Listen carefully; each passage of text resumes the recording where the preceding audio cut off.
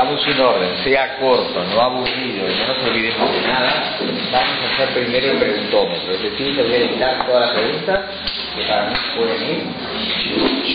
Estas mismas preguntas son las que hoy paso para el examen, por mail. O sea que el mail que yo voy a pasar hoy de noche es este, y es el que va a ir mezclado entre el parcial y el examen. Pregunta 1.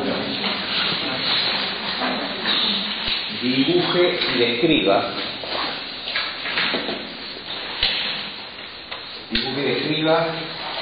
la constitución del disco intervertebral, al igual que señale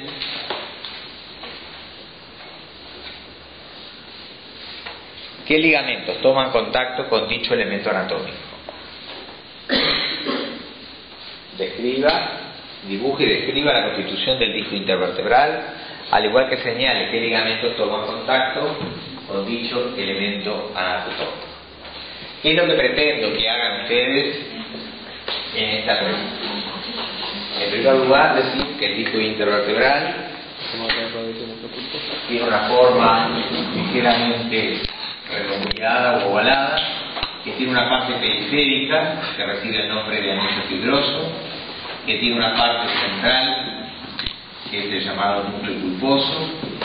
El núcleo pulposo tiene una constitución de minerales y de agua. Aproximadamente el 80% del núcleo pulposo es agua, mientras que el anillo fibroso es quien soporta de alguna manera la parte periférica de este núcleo pulposo y evita de alguna manera que ese núcleo pulposo, que es gelatinoso, salga de la estructura misma del disco.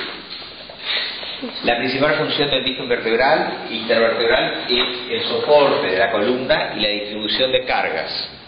Es decir, que un eje de presión es un vector fuerza que cae por la acción directamente del peso del cuerpo sobre una vértebra. Cuando llega a cada disco se reparte el vector fuerzas en forma horizontal, y esa forma de distribuir las fuerzas permite de alguna manera que el peso del cuerpo no caiga sobre las últimas vértebras, sino el peso del cuerpo sería aproximadamente de 500 kilos. Por lo tanto, la acción de los discos intervertebrales es acción de soporte y fundamentalmente de distribución de fuerzas a lo largo de la columna. La segunda parte de la pregunta dice: ¿qué ligamentos toman contacto con dicho elemento anatómico?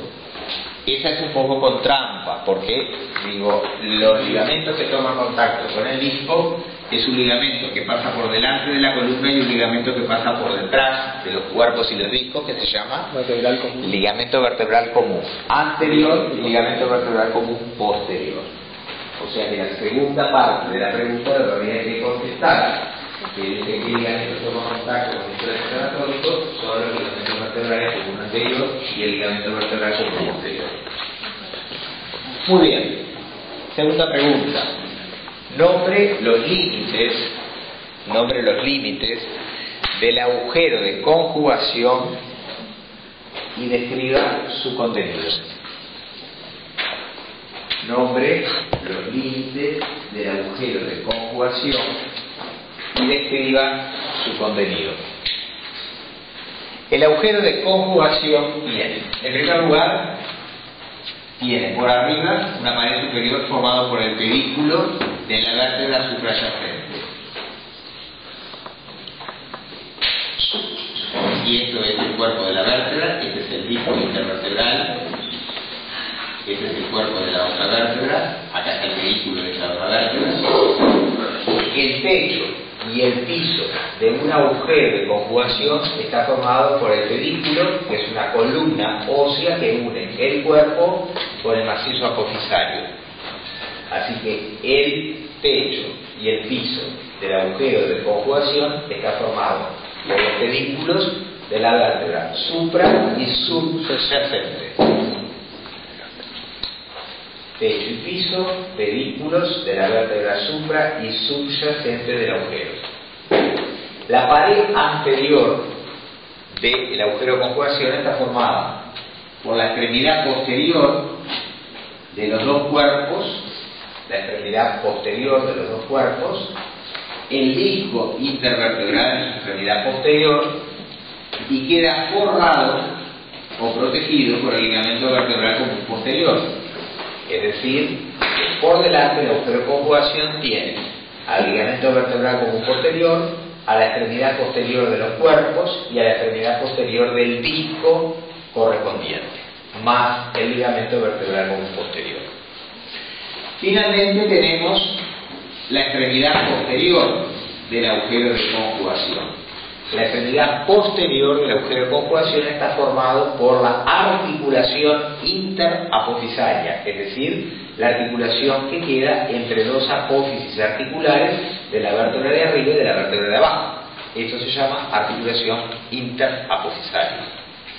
O sea que para decir los límites del agujero de conjugación, yo voy a decir límite superior, pedículo de la vértebra subyacente, límite inferior o liso, pedículo de la vértebra inferior o infrayacente, pared anterior del agujero de conjugación, extremidad posterior del cuerpo vertebral de la suprayacente, extremidad posterior del cuerpo de la vértebra de la subyacente, más extremidad posterior del disco intervertebral, más el ligamento vertebral común posterior. Y finalmente, la extremidad posterior del agujero de conjugación está dado por la articulación interapofisaria. Esta pregunta termina con el contenido. El contenido del agujero de conjugación está dado por el nervio raquídeo, el cual emerge del conducto raquídeo por pequeñas venas, que se llaman las venas de los agujeros de conjugación.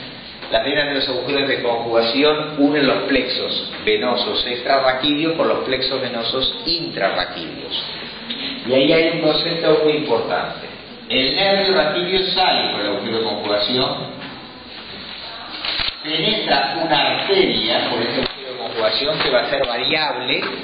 A nivel cervical van a ser ramas de la vertebral, a nivel de la aorta torácica descendente, a nivel del tórax y del abdomen, y a nivel de la aorta lumbar, a nivel del abdomen. Quiere decir que por acá, por este agujero, no solamente sale el nervio raquídeo, sino que se introduce una arteria que va a ser variable, podrá ser rama de la aorta o de una colateral de la aorta.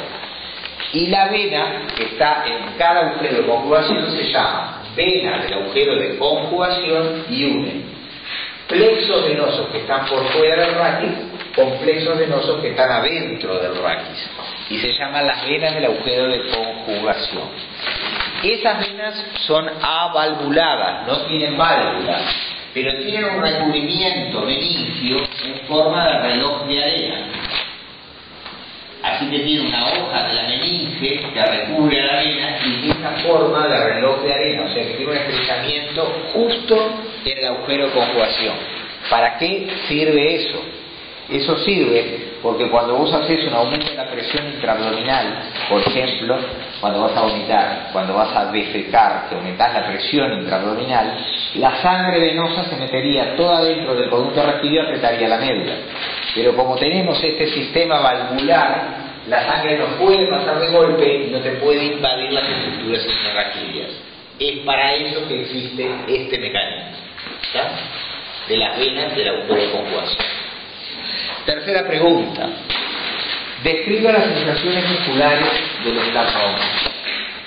Describa las inserciones musculares del esternón.